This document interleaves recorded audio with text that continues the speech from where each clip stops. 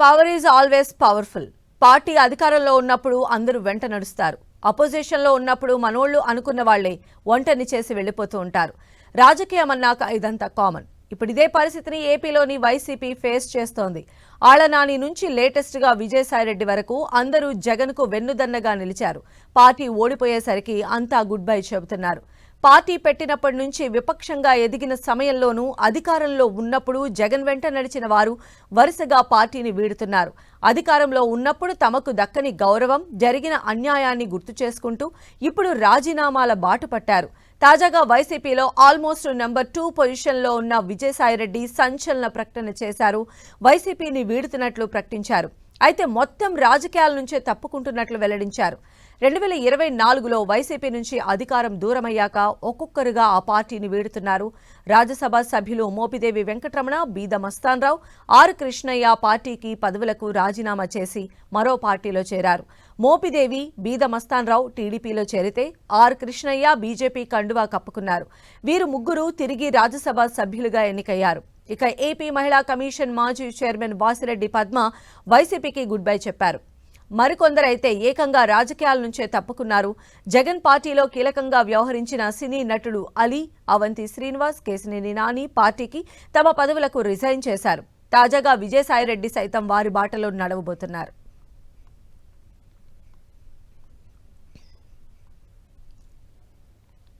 Vijayasai Reddy politics నుంచి వైదొలుగుతున్నట్లు వచ్చిన వార్తలపై మాజీ మంత్రి కాకాణి గోవర్ధన్ రెడ్డి స్పందించారు. విజయసాయిరెడ్డి వైసీపీ ఆవిర్భావం నుంచి పార్టీకి ఎంతో సేవ చేసిన వ్యక్తి అన్న కాకాణి, అలాంటి వ్యక్తి రాజకీయాల నుంచి తప్పుకుంటున్నానని ఎందుకు నిర్ణయం తీసుకున్నారో తెలియటం లేదన్నారు. విజయసాయిరెడ్డిని కలుస్తామని, ఎందుకు రాజకీయాల నుంచి తప్పుకుంటున్నారో అడిగి తెలుసుకుంటామన్నారు కాకాణి. ఏదేమైనా వైఎస్ఆర్ కాంగ్రెస్ పార్టీకి ఆవిర్భావం నుంచి కృషి చేసినటువంటి వ్యక్తి.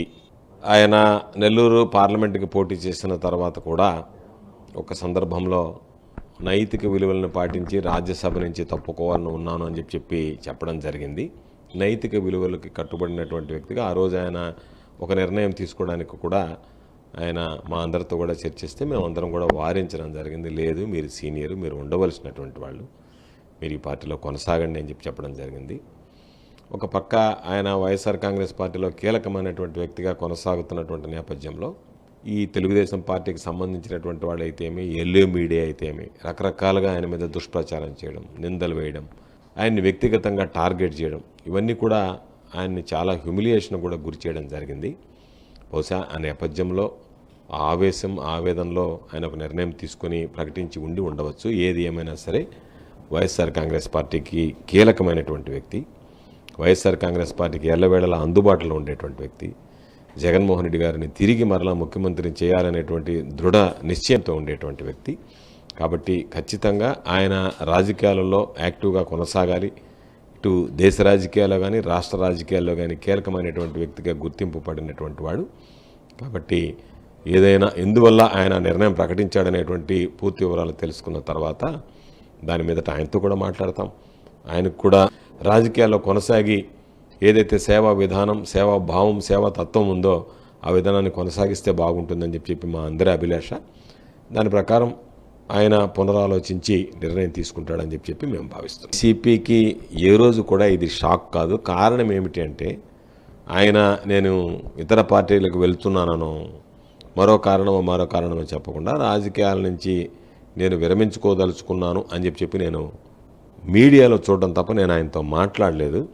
కాబట్టి దాని మీద స్పష్టత రావాలి అని అంటే కాస్త సమయం పడుతుంది. దాని మీద స్పష్టత తీసుకోవాల్సినటువంటి అవసరం ఉంది. ఒకసారి ఆయనతో మాట్లాడిన తర్వాత ఆయన మనోభావాలు ఏ విధంగా ఉన్నాయనేటువంటి దాని మీద మనకు అర్థమయ్యేటువంటి పరిస్థితి ఏర్పడుతుంది.